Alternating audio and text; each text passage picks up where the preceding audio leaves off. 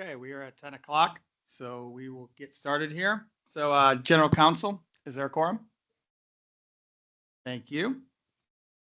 I will introduce myself. My name is Mark Pascarello. I'm the Director of Debt Management for the IFA, but more importantly, what I'm doing is I'm filling in for Public Finance Director Dan Hughey, who is the statutory member of the board. Good morning, and I'm going to call this meeting to order of the March 2025 meeting of the IHCDA Board of Directors. We are meeting pursuant to this board's policy for participation by members of the IHCDA Board of Directors in board meetings by simultaneous electronic communication. This means that only 3 members must be physically present at the site of the meeting, and the remaining members may call in. We do have 3 here. There will be an audio feed for the general public so that members of the public can listen to the meeting, and there will be a link to the video recording posted on IHCDA's website next month. At the time the motions are being made, each board member that makes a motion must state his or her first and last name for the record. The votes will then be tallied by roll call. I will now take a roll call of the board members to confirm members who are present and their location. We'll start with Mark Pascarella, designee for the State Public Finance Director Dan Hughey. I'm present and in the room. Greg Pauls, designee for Lieutenant Governor Micah Beckwith. Present in the room. Abby Reddy, designee for the Treasurer of State Daniel Elliott. Present in the room. Chad Grewe. Present virtual. Andy Place Sr. Present remote. G. Michael Schottmeyer. Present virtual in Evansville, Indiana. Tom McGowan. Here. Also, I would like to recognize Doug Eckerty, Special Advisor to the IHCDA, is in attendance today. For the first order of business, we're doing the approval of the minutes from February 27th, 2025. Are there any questions regarding the minutes? Hearing none or any discussion, then may I have a motion to approve? Andy Place, motion for approval. I'll be ready. Second. We have a first and we have a second. So now we'll do the roll call vote. Greg Pauls. Aye. Abby Reddy. Aye. Chad Grewe. Aye. Andy Place Sr. Aye. Michael Schottmeyer. Aye. Mark Pascarella is aye. Pass with no dissent. Number 2, looks like the Real Estate Development Department. We will welcome Alan Rakowski, who will present the 2025 Rental Housing Tax Credit Set-Aside. Welcome. Morning, Board. Alan Rakowski, Director of Real Estate Allocation. And first memo I have for you today is the recommendation for the 2025 Rental Housing Tax Credit General Set-Aside. So as background, pursuant to the 2025 QAP, 10% of our tax credits be set aside for developments that further IHCDA's mission, goals, and initiative, irrespective of rankings by evaluation factors. While the QAP states IHCDA will exercise its sole discretion in the allocation of the set-aside, we've historically asked for feedback from our partners in determining the use. On May 8th of 2024, IHCDA held a public hearing to receive input on the potential use of the 2025 general set-aside. We also welcomed additional public comments in writing until May 17th. At the end of the public comment period, IHCDA looked at the results and shared the most 4 frequently suggested ideas that it received. And we released a survey on May 21st and invited our partners to decide the focus of the set-aside by IHCDA agreeing to commit to the idea that received the most votes. The survey was closed on May 28th, and with the idea receiving most votes being preservation of existing federally assisted affordable housing developments that are at competitive disadvantage with regard to scoring. With that being determined, on July 25th, IHCDA announced the parameters of the 2025 general set-aside, with applications due on December 23rd. For eligibility requirements, the proposed developments had to meet the requirements of the preservation set aside in the QAP, with 100% of the units meeting that preservation, qualifying as preservation. And also because of the timing, because the regular July competitive rounds were just about to start at that time, we indicated that those applications that would then be denied later in the year would not be eligible to apply for this general set aside unless they applied with a 4% application at the same time to try to get more units online as part of this initiative. For threshold requirements, we kept everything in place in the QAP with the exception of minimum score that was waived. But because this was a competitive application, we knew that the incentive would be there to maximize points. For evaluation factors, we retained the 18 scoring categories listed in the memo from the 2025 QAP. These are categories that we see preservation deals historically have scored well on and are more feasible when the site already exists as opposed to new construction. IHCDA also added a number of new scoring criteria for the round listed in the memo. I'll touch upon a few of them. The first was related to a number of units preserved, so incentives to do as many units as possible with 100 or more getting 3 points. Also, tax credit units aged out or most at risk of aging out would get points. So those that were closest to year 30 or those that may have already exited the program would receive the most points there to help keep those units in the program or bring them back in. We also added an incentive to include a 4% application as well as a way to increase the number of units being preserved and have a greater overall impact. We added a category for competitive disadvantage. So this would be for applications that had submitted deals previously in a competitive round but were denied because of score. We also added points for leveraging of solar and energy resources. This would be where a project would get points if they committed to providing meaningful utility cost savings to the residents. We also looked at replacement reserves and operating reserves and added points for projects that had maxed out the available reserves available, showing that they really do have tried to keep the project in good shape with the resources available, but do need a infusion of new capital to keep it viable. And then also areas that are underserved by the tax credit program. So looking at areas by city, town, county, and census tract that this is the only tax credit deal in that community. So on December 23rd, we received 6 applications of 9% credits requesting credits under the QAP. All 6 went through all 6 were self-scoring applications when they came in, underwent due diligence, which includes financial analysis, technical review, market study review of the capital needs assessments, and a determination of score. During the due diligence process, if a concern or threshold deficiency was discovered, we sent a letter to the applicant requesting clarification or a correction. The applicant was also given an opportunity to comment on the preliminary score that we determined when looking at the application. Upon completion of the due diligence process, we determined that 3 applicants met the 2025 QIP criteria. We then ranked these applications based on their final score, and IHCDA today is recommending the highest scoring application. That application is Tamara Gardens 3 with a request of $1,172,000 in tax credits and a development fund loan request of $500,000. Tamara Gardens 3 was submitted by Keller Development. It's the preservation of 132 family units in Fort Wayne. Also attached is a development summary sheet, which provides more detailed information regarding the development and also detailed information about the applications that are being recommended for denial. So at this point, I'll pause and see if there are any questions I can answer. Board, do we have any questions for Alan? I have a question. So on the 3 applications, there's no final score on here. Was that simply not included because they were denied for other reasons, or were they not scored? The 3 applications, all 3 of them were scored. I apologize if there's not the final score on 2 of them. I think it's the 3 that. The 3. Sorry. Yeah, the 3 that failed threshold, they were not scored because they have to pass the threshold part to be scored in that application. Thank you. Any additional? Hearing none.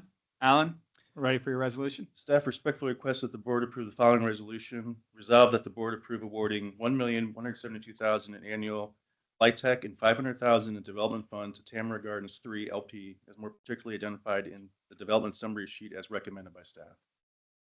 Board, we have a resolution. I'll entertain a motion. Greg Paul's so moved. Got a first. Can we get a second? Andy ready. Place, second.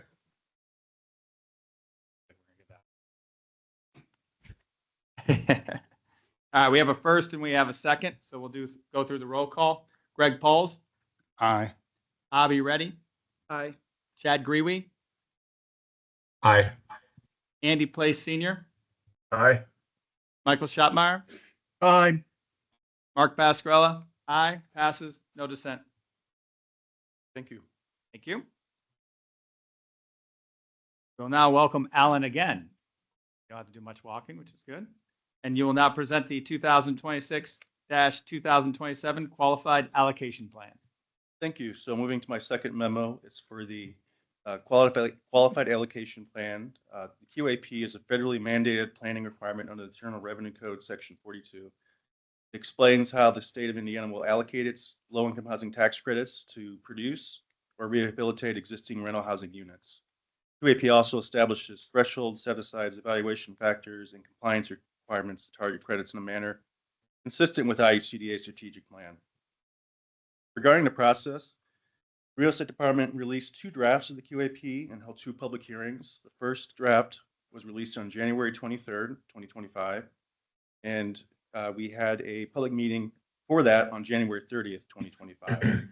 On February 21st, 2025, after looking at the drafts and comments, or the comments from the first draft, we released the second draft of the QAP with a public hearing held on March 3rd, 2025. Both public hearings were held here in this room, but also available virtually.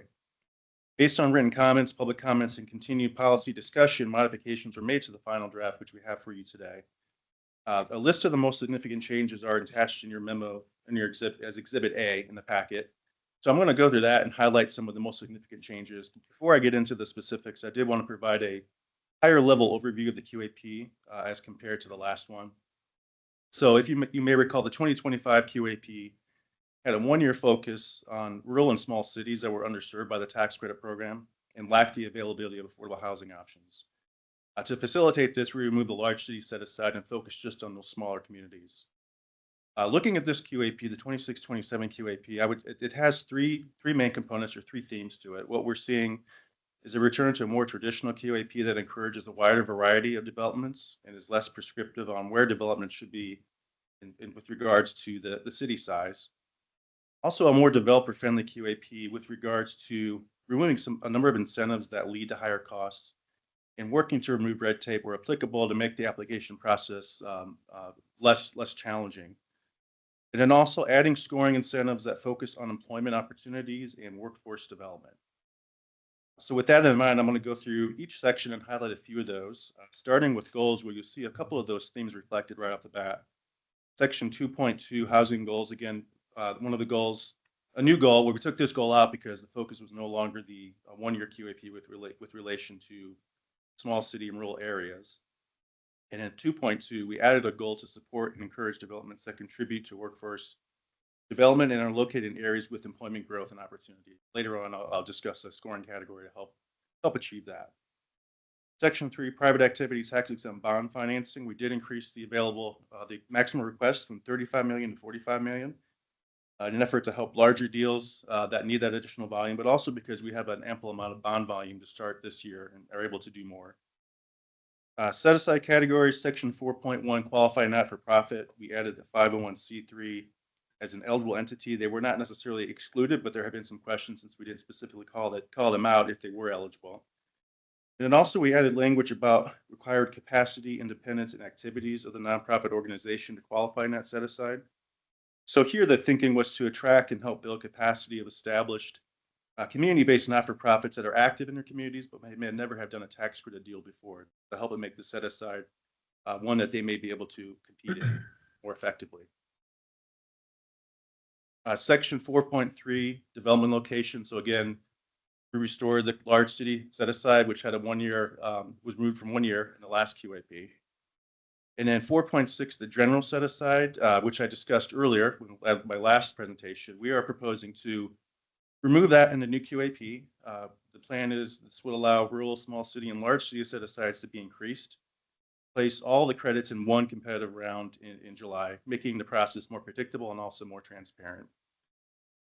Moving into thresholds, so these are the minimum requirements that an application must meet to be eligible. So the first one I'll highlight is 5.1H4.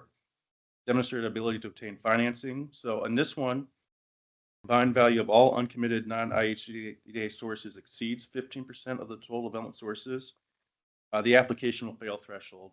And this was done to help ensure that deals are ready to go and not contingent on other funding sources that may not be awarded and create gaps later in the process. 5.1R rehabilitation costs. Rehab card costs must exceed $35,000 per unit. This is an increase from $25,000 in the last QIP, and also $50,000 if they're in a preservation set aside. And this is really done to ensure the project undertakes a substantial rehab that will last throughout the compliance period. Moving on to a few additional threshold items, I want to point out 5.3B developer fee limitations. We removed the maximum percentage of developer fee that can be deferred. Will now be determined on a case-by-case basis on underwriting and the ability to pay that fee back over a 15-year compliance period. So again, creating greater flexibility to make deals work up front.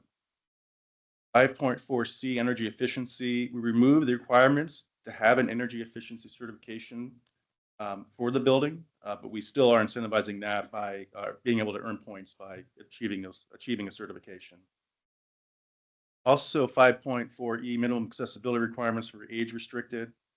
Reduce the requirements for rehab of existing housing for those age restricted developments to include 10% of the units as type A or type B. Previously was 100%. We had heard from our partners that that's a challenge oftentimes in existing structures, oftentimes older, 40 or 50 years old, to try to retrofit these to meet accessibility standards. So we are making it so that now they just have to meet 10%, but there is incentive to do more than that through scoring and going higher than that. And then 5.4F, removing the minimum unit sizes. We removed this requirement, and we are doing this to allow greater flexibility for developers, but also recognizing that the market, investors, and local building codes are those that may most effectively dictate the appropriate sizes. We also looked at our sizes that we'd had in a QAP and determined that they were somewhat arbitrary. We couldn't necessarily find where those came from. Could not find any consistent pattern of what sizes should be. We're looking at other housing policies and also other state QAPs. So moving on to scoring, we did decrease the number of points from 177 to 165. So a number of categories removed. 6.1A rent restrictions. We changed the percentage of LIHTC units at or below 30% AMI to earn points. So there's an incentive in the QAP to do these units. You need to do at least 25% to earn points. We lowered that to 20% and slightly decreased this overall category. And we did this to recognize some of the unique underwriting challenges and cash flow challenges for deals as you get to a higher percentage of 30% units. 6.2A development amenities, expanded chart 1, column C, to additional options for all electric utilities and use of solar or geothermal. So we expanded those options. The total points don't change, but creating additional options in that category. 6.2E, preservation of existing rental housing. So here we added a 4-point option for preservation of existing market rate rental housing and converting that to affordable housing, which we see is just as valuable and increasing availability in the state. Also in that category, added bonus points for the number of units preserved. So when it's incentivized getting as many units done as possible. 6.2F, infill new construction. We remove language about previous non-agricultural use, allowing more flexibility on the site. So previously, if it was formerly agricultural use, it would not qualify for these points, but we are now allowing that to use non-agricultural property and not disqualify from infill. This allows decisions about the best location for growth to be determined more on a local level about where these projects should be. 6.2J, tax credit per unit, bond volume per unit. We expanded the scoring category to now include bond volume per unit for 4% bond and state tax credit applications. So this is new. It's a tiered point system favoring lower bond volume per unit. So a way to try to incentivize efficient use of bond volume and getting as many units done as possible. 6.2K, internet access. We added an option to get points by including internet costs as a utility allowance. Whereas previously, the only way you can get points is if the owner committed to directly paying for the internet. 6.3C opportunity index. So we made removed a few items here. The ones that were removed are life expectancy, access to post-secondary education, and access to employment categories. We did this because these data points had less of a known positive correlation, or the data was just not regularly updated that we could rely on. 6.4C, unit production in areas underserved by the tax credit program, 9% program. So this was introduced in the 2025 QAP as part of that initiative, and then under that QAP, it was 14 points, so it was pretty sizable. We reduced it to 6 points. I recognize this is still an important one to have, but should be better, more weighted along the same lines as the other categories of QAP. And just a few more underscoring. I do want to highlight 6.4G. So this is a new category, 10-year projected job growth by economic region. That's a 5-point category. And the way that it works is that points for developments in the economic growth region, as defined by the Indiana Department of Workforce Development, with a projected job growth over a 10-year period will get points. And points are tiered based on a number of projected jobs or projected jobs that are expected. So again, trying to incentivize housing in areas where we expect a lot of jobs to be added. 6.4H, 5-year actual job growth percentage by county. So this is also a new 5-point category. Points for development in a county that has demonstrated job growth over the past 5 years. Points are tiered based on percentage of the job growth. So this is one that's looking back at job growth, whereas the first one is looking forward. And 6.4I, ratio of new jobs to housing permits. This is a new 3-point category. So additional points for development in a county that has demonstrated job growth over the past 5 years, if the job growth is outpacing the issuance of new construction housing permits in that county. The points are tiered based on the ratio of new jobs to housing permits issued. And then the final, newer category that we have is for readiness to proceed. As we heard from our development partners, those deals that are ready to go. I mean, every deal that comes to us, it needs to be determined that it is feasible, but there are some things that you can do to make the timeline move more quickly. So we want to recognize those. A few of the categories in readiness to proceed would be if you bring in a deal that has a phase 1 environmental assessment that does not identify any recognized environmental hazard conditions, which oftentimes can slow down a project. Also, if all but 5% of the funding is committed, so we have that threshold requirement of 15% cannot be uncommitted. If you go as high as 5%, you can get points for that. And again, that just ensures that there's not funding sources that you're waiting on that may ultimately create a gap that slows things down.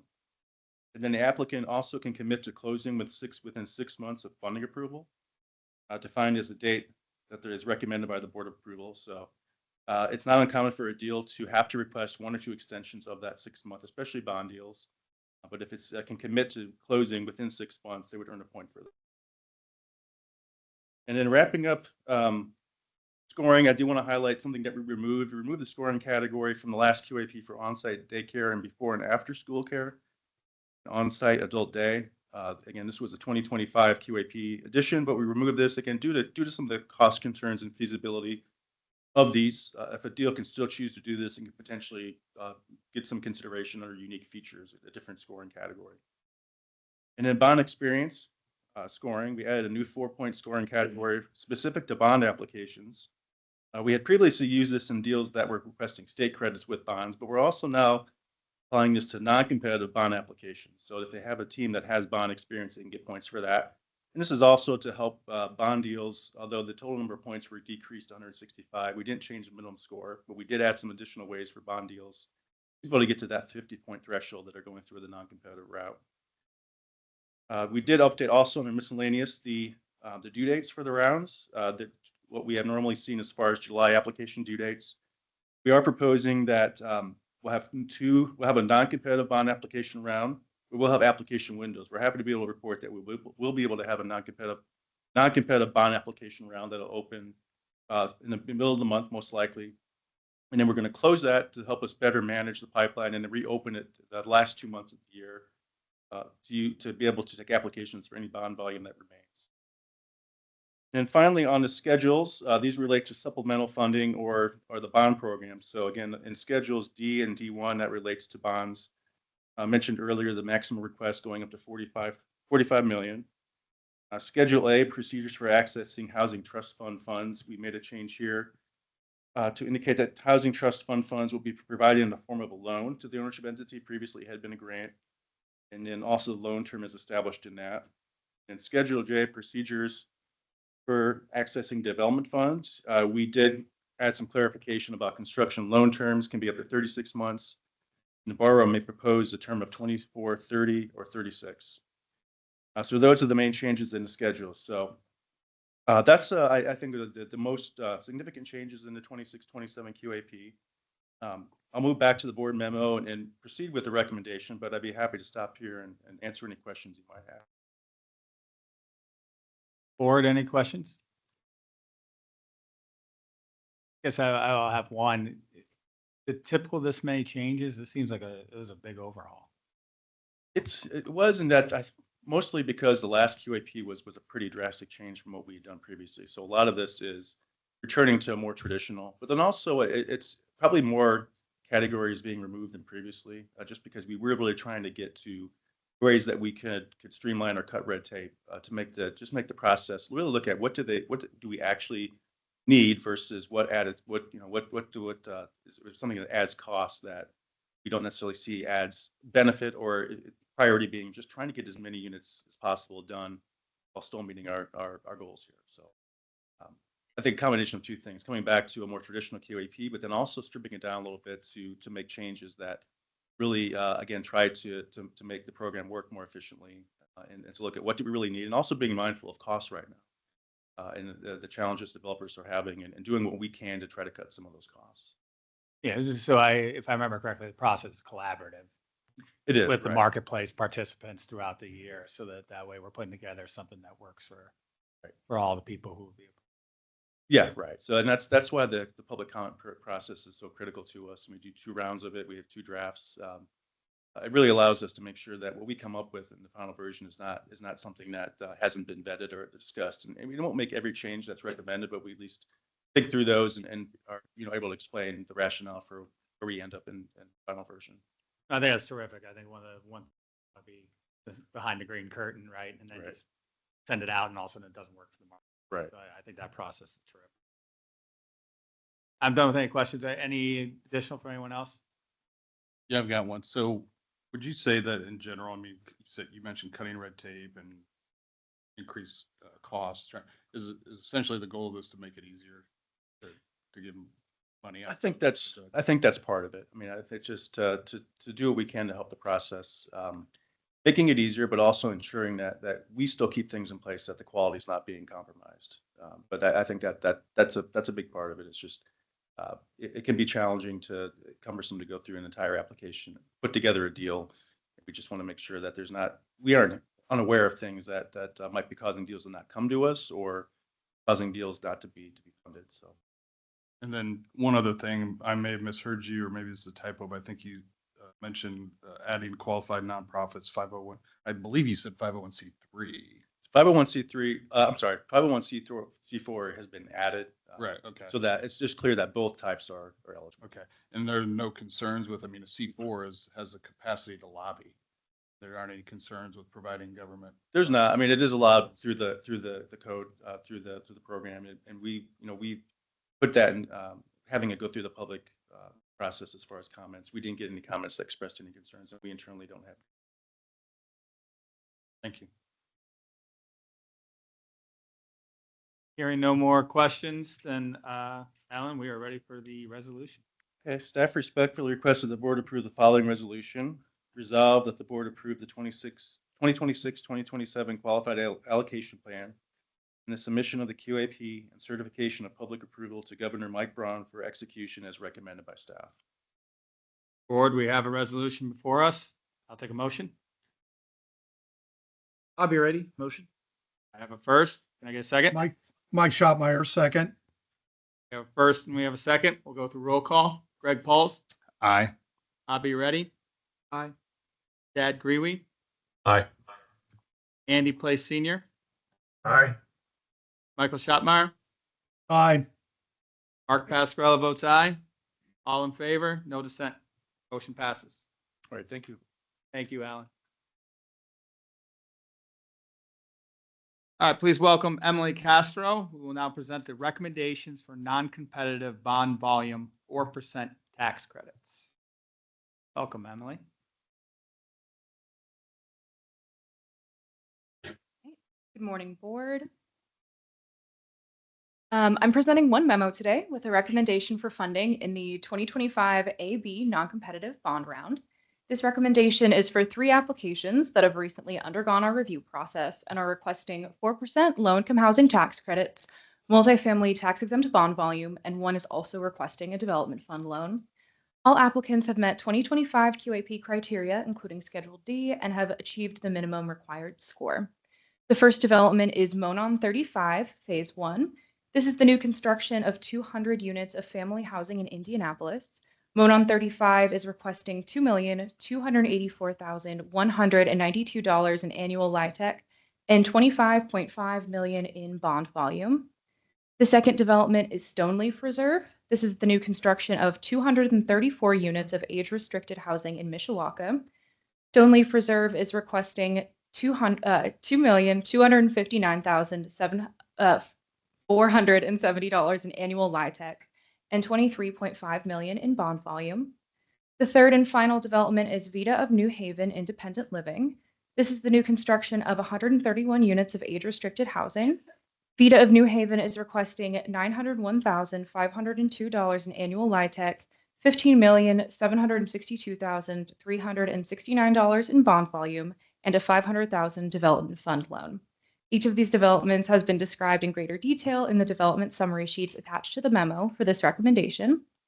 Staff recommends the allocation of an aggregate award of annual 4% LIHTC in the amount of $5,445,164, an aggregate allocation of bond volume in the amount of $64,762,369, and a development fund loan of $500,000 for these three developments.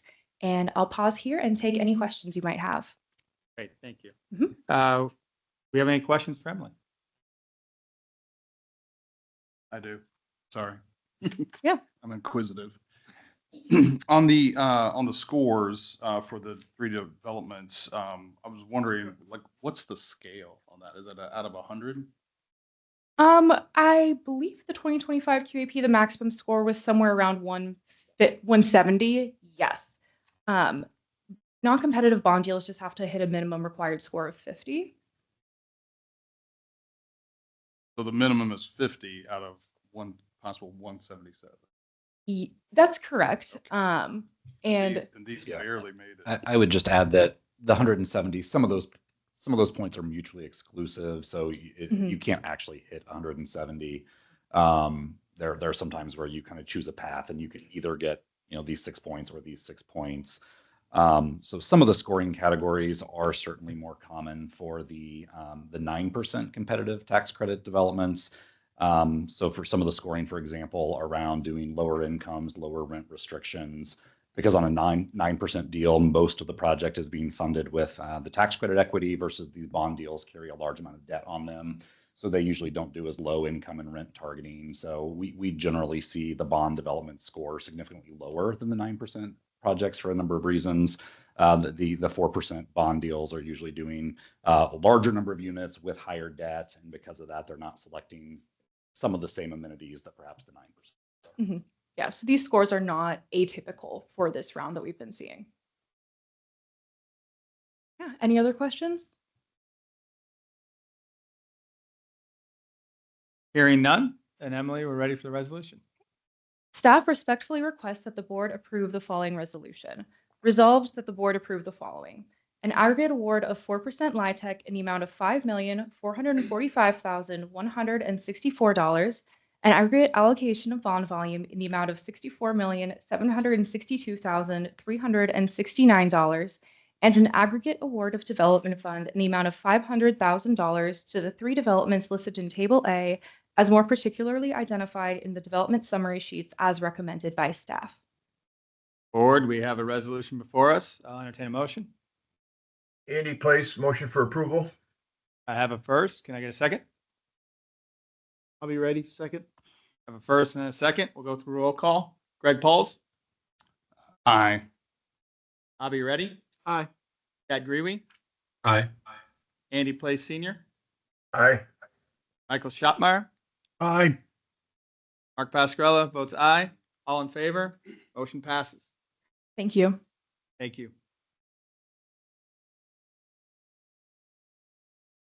We will now welcome Samantha Spurgill, who will now present the home buyer award recommendation. Good morning, board. I'm here today to present two proposals for funding through the Home Investment Partnerships Program, Home Buyer Program. As a reminder, this is funded through the home program on a rolling basis to eligible non-for-profits and units of local government to help supply capital financing for the construction of units across the state of Indiana. On December of last year, we received an application for the new construction of 8 homebuyer units, all to be constructed in Elkhart, Indiana, from the Habitat for Humanity of Elkhart County Incorporated. All 8 units are part of a larger subdivision, tentatively called the Habitat Home Avenue. In addition, on January 3rd, we received an application for the new construction of 1 homebuyer unit in Martinsville, Indiana, from Habitat for Humanity of Morgan County Incorporated. Both groups have done numerous homebuyer projects with IHCDA. This would actually be the second subdivision application from Elkhart County, the first of which they've sold all 8 units. With that, I'm happy to take any questions from the board. Board, any questions for Samantha? Yes. Again, on this applicant scores, can you tell me what the scale is? Absolutely, because I just looked this up. The total number of points available are 99 for this particular application. Very similarly to the QAP, some of the categories are mutually exclusive to allow different types of development across the state, depending on the market and the need. Thank you. You're very welcome. Any additional questions? Hearing none, then we will take a resolution. Fantastic, thank you. Staff respectfully requests the board approve the following resolution. Resolved that the board approve an aggregate award of home funding in an amount not to exceed $507,410 to the 2 applicants listed in Table A, as more particularly described in the attached Exhibit A, as recommended by staff. We have a resolution, board. I will take a motion. I'll be ready. Motion. Have a first. Can I get a second? Andy Place, second. We have a first and we have a second. We'll move the roll call. Greg Pauls, Aye. Bobby Reddy, Aye. Chad Grewe, Aye. Andy Place Senior, Aye. Michael Schottmeyer, Aye. Mark Pasquarello votes aye. All in favor, motion passes. Great, thank you so much. Thank you. Please welcome Nicole Chapman, who will now present the Housing Choice Voucher Program approval to accept transfer Greensburg Housing Authority HCV program. Good morning, board. Good morning. So this recommendation is for us to take over Greensburg Housing Authority. They have approximately 118 housing choice vouchers. They have had a unanimous decision from their board to dissolve effective March 31st. They will officially close their doors. HUD has asked that we take over this housing authority. We have done this several times in the past with no issues. We have an LSA called Human Services Incorporated that is in that area that is ready and willing to administer the vouchers in that area. We will execute a memorandum of understanding and any other necessary documents with the Greensburg Housing Authority and HUD to acknowledge the request and accept the transfer of vouchers from Greensburg Housing Authority. Staff recommends that the board approve the transfer of the Housing Choice Voucher Program from the Greensburg Housing Authority to IHCDA and that it authorize IHCDA's Deputy Executive Director to take all actions necessary for the transfer. The transfer will include the assumption of the vouchers and the requirements for making housing assistance payments, but will not include the assumption of any other Greensburg Housing Authority liabilities. I will pause for any questions. Any questions for Nicole? Just real quick, looks like it officially closes Monday. Put my math right here. Yes. And we're voting today. So we just the timeline on the handover. Yeah, we have everything essentially in place. Okay. We already have LSA that's in that area that is, picking up the files and everything like that. And we've worked with the board over there, Okay. and we have HUD is on board, and they're orchestrating all the other pieces. So we are already Perfect. moving in the right direction. Thank you. I would just add one comment to that. Another fortunate thing in this case, it just so happened that the Greensburg Housing Authority uses the same software and database system for administering their vouchers that we do. So Nicole's done a great job of being in touch with that vendor, and they are ready to export all of Greensburg Housing Authority's data over to us. So it's actually going to be one of the easier absorptions that we've ever done. Never dealt with you guys, so thank you. You're welcome. I think this will be a common question when this happens, but we're not absorbing any risk. No lawsuits are going on. nothing No, to that. no, not at all. Okay. So I want to make sure. Any additional questions for Nicole? Hearing none.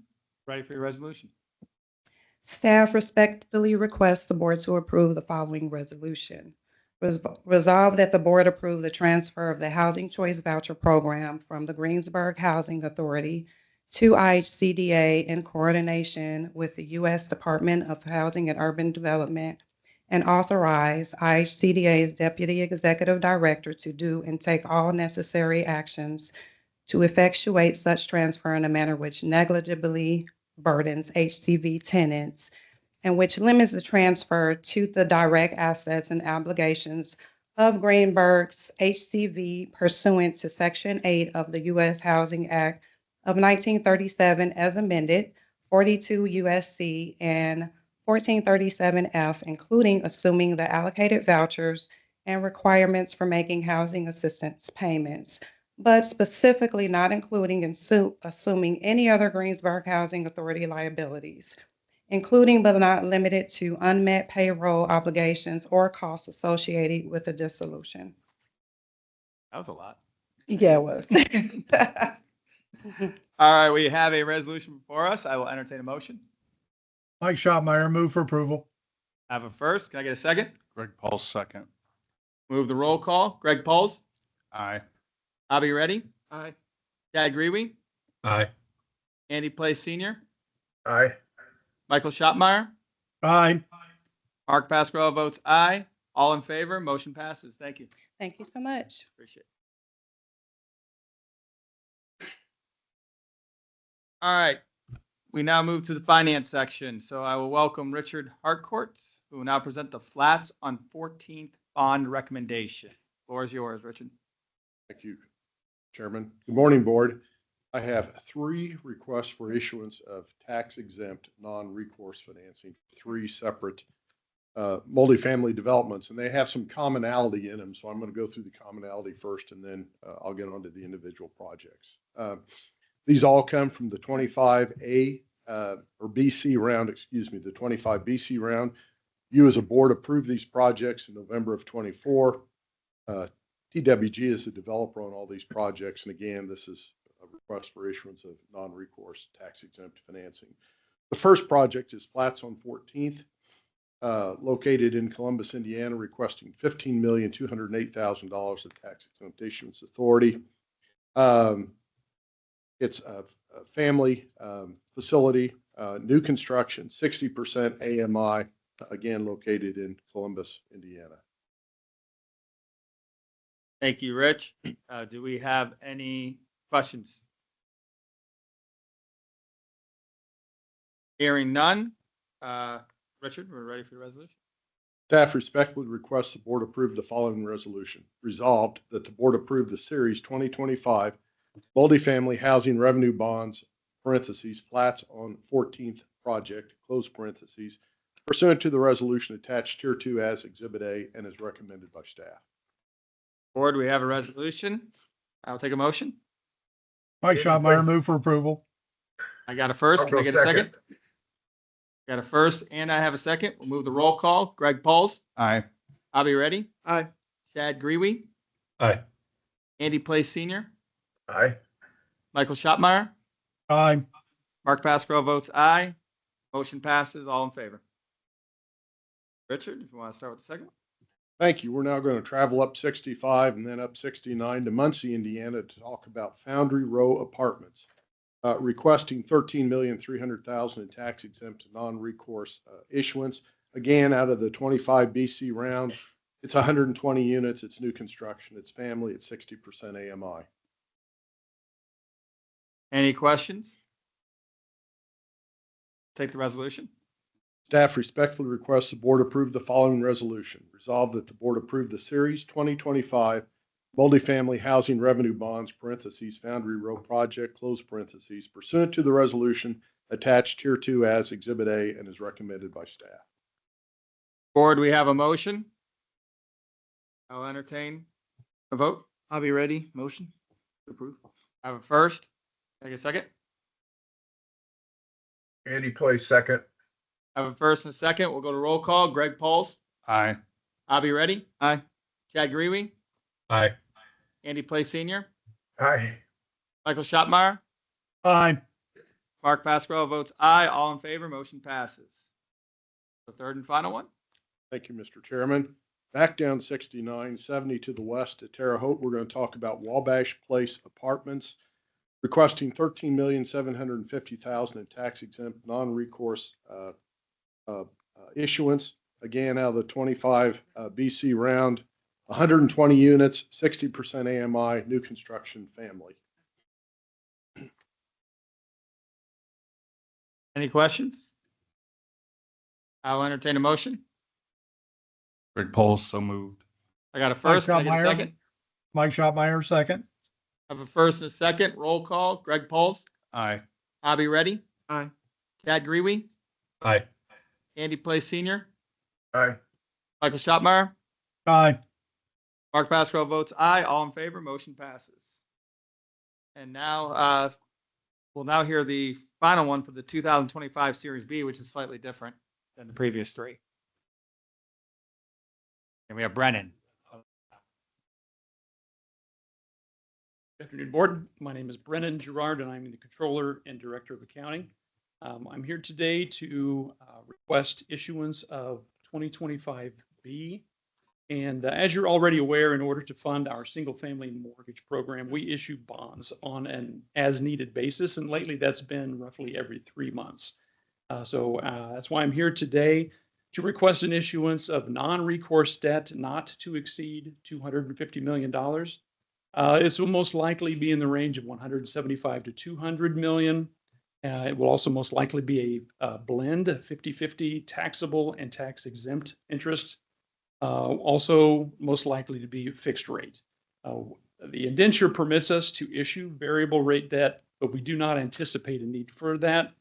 And if we did, we would review first with Matt Rayburn and with our friends at IFA to ensure compliance before we committed to this. So I will pause now for any questions. Any questions? Hearing none, I'll just say this, as this one's just a little bit different than the previous three. As always, IHCDA does a great job reaching out to the IFA. So the IFA has been knowledge of this planned issuance, and obviously there were no issues that we saw. So I appreciate the constant communication between the two authorities. Thank you. And with that, I we're ready to hear the resolution. Staff respectfully requests the board approve the following resolution. Resolved that the board approve the issuance of 2025 Series B bonds and the related bond documents and disclosure documents as substantially final in the form presented, and authorize any authorized officer to execute the same as recommended by staff. Board, we have a resolution before us. I'll entertain a motion. I'll be ready. Motion to approve. I have a Mike first. Can I get a Schottmeyer. second? Mike Schottmeyer, second. I have a first and a second. We'll go to roll call. Greg Pauls, Aye. Abby Reddy, Aye. Chad Greenway, Aye. Andy Place Senior, Aye. Michael Schottmeyer, Aye. Mark Pasquarello votes aye. All in favor, motion passes. Thank you. Thank you very much. All right, we are now down to the second to last one. So we'll get an IHCDA update. And Matt Rayburn, the Deputy Executive Director, I believe, will be delivering. Well, thank you, Mark. Good morning, board. My update's going to be easy on me today. I'm going to be calling two guest speakers up to the podium. So first, as you'll recall at our board meeting last month, I had shared with you that in our interim period, while we do not have an executive director, the governor's office has assigned to us a special advisor, Doug Eckerty. Doug has now been with us for about a month and a half and has been working very closely with our executive team as well as other staff and has been a great resource to us. And so Doug is here this morning, and I'd like to call him up to the podium so that you all get to see Doug's face and let him kind of introduce himself and share a little bit about what he's been doing. Man, Mr. Chairman, members, my apologies for not being here last month. Had a previously scheduled doctor's appointment and had to go to. So, Mr. Chair, if you wouldn't mind, could I take a point of personal privilege for a second? Absolutely. Okay, so I have a comment I would like to direct to Mr. Chad Greiwe, or Greiwe as you folks call him. You will not remember this, but you and I know each other. Okay? We were first introduced when you were 3 days old. Okay. Okay, your parents and my wife and I were very, very best friends when we were in college. Had no better friends, and I was quite pleased to see your name listed on the directory of board members, and hope that I get to see you in person. And virtually is okay, but I'm going to catch up with you while I'm still down here in Indianapolis, and we'll go have lunch one day. Okay? Very good. Thank you. All right. Thank you for saying Thanks. so. Thanks. Tell your mom I said hi. I will. Mr. Chairman, thank you. I appreciate it. My pleasure. So why am I here, I guess, would be the question you might have. I have a pretty long history with the governor, more particularly with his brother. I served with both of them in the state legislature. They were both in the House. I was in the Senate. We overlapped. I knew them previous to that, both of them. Unfortunately, Steve passed a few years ago, but I've maintained contact with Mike for the years, and had worked with Steve on lots of projects when he was still alive, and so Mike was very familiar with my body of work in my personal life and in the state legislature. So presently, before I got here 4 weeks ago, I have been CAP agency director in Madison County for the last 5.5 years, which gave me a kind of a unique window into the operating of IHCDA, because we interface with them on a daily, if not, or weekly, if not daily basis. So I knew the lingo, I knew some of the people, so I just had information. So in my personal life, prior to that, and prior to the time in the legislature, I did a lot of real estate developing. Language that these folks here have talked about this morning is not unique to me. I know that. I've also done many, many company turnarounds over the course of my career. So I'm familiar with the ins and outs of how to make that happen. I have really good news for you folks. IHCDA is not broken. Okay, it is not in need of an overhaul. Is it perfect? No. Is any organization perfect? No. There are things that can be improved, and basically my task while here is to understand at a deeper level the inner workings of this organization and how improvements can be had, which is not defined as laying off as many people as you possibly can. That's not a recipe for success, in my opinion. We're not going to pursue that path. So that's essentially why I'm here and what I'm doing, and I'll answer questions if you have them. Any questions? You have no questions? How were you scored to get up here? Well, actually, pretty poorly. Nobody else applied. So. I will just make one comment. Obviously, I very much appreciate the fact that we have some be able to come in, fill this role. And I personally appreciate it. IHCDA. Thanks for coming to visit me, and for all of the board. I'm available to meet individually if you like, anytime. I'll be here. I'm available. Thanks. Thank you. Wonderful. Thank you, Doug. And then secondly, I'd like to call up Kylene Welling, IHCDA's Chief Operating Officer and Chief of Staff. As the board will recall from various program updates over the last few years, really since 2021, we have been running the Emergency Rental Assistance Program to provide short-term emergency rental assistance. Really kind of started as a COVID era program. Kylene has been the executive in charge of that program. And before I let her update, I just want to give kudos to her and her team that's run that program well for 4 years now. We have come to the end of that program, and so Kylene's going to give the board an update on the status of ERA and the recent closure of the program. Thank you, Matt. Yes, as Matt alluded to, this program began in 2021 as a response to the COVID-19 pandemic. And as of February 2025, we had served over 62,000 households, providing $438 million in rent and utility benefits. Additionally, we've also provided $137 million to the municipalities of Fort Wayne, Lake County, Marion County, and St. Joseph County for their own emergency rental assistance programs. And we have also provided $25 million for housing stability and eviction prevention services across the state. But like all COVID programs, this program is coming to an end. In order to meet federal deadlines for closeout, the ERA program officially closed on March 21st. And our final benefit payments to subrecipients and applicants will be issued this week. Starting next week, we will begin our internal process of winding things down and preparing for closeout and monitoring. We have already communicated this closure with applicants, landlords, and legislators via email. We have contacted any affected vendors via email and followed up with them to discuss the termination and wind down of their contracts. We have received 2 media inquiries, and that they have been provided the same information by our marketing and communications team. Final reconciliation and reporting will be concluded no later than September 30, 2025. At that time, any remaining funds will be returned to the Indiana State Budget Agency, which awarded these funds to IHCDA to administer. I do want to recognize the staff who have worked on IERA, and I want to say thank you to all of them. Many of them have been with us since the beginning of the program, and I believe some of them are here today, if they would stand. Also, to Matt's point, we have actually administered 3 different statewide rental assistance programs since July of 2020. Anyone else in this room who has worked on those, please also stand and be recognized.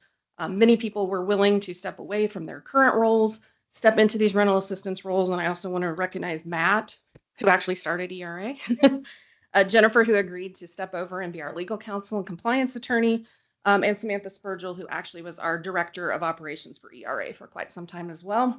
It would not have been possible without all of their hard work, and the compassion and commitment they've shown to Hoosiers during a tough time is commendable. We are going to begin a phase out of staff beginning April 4th. As we continue to close out this program and work with both the State Budget Agency, again as our funder, and the U.S. Department of Treasury, we will report back to the board once the final closeout and reports are accepted by those 2 entities. But I don't anticipate that happening till late summer, possibly early fall. Are there any questions? Thank you. Well, I'll just make one comment real quick. Not a question, it's a comment. Again, I'll applaud IHCDA staff and all the hard work that everyone did, because as COVID hit, a lot of assistance came from the federal government. It came very fast and in large quantities, and the money was expected to get out the door very quickly, because that's the only way to help people during the pandemic while it's happening. So I just want to state that, thanks to the IHC staff for being able to do that. To get that much money out that quickly is tremendous, because it has to be done. And you guys did that. Helped by all Hoosiers. Thank you. All right. Well, that concludes the IHCDA update. I'll turn it back to you to close us out, Mark. That sounds perfect. I will hit the last point of, is there any other business? Hearing none, then we will just adjourn this meeting at 10:58. Thank you very much, everybody.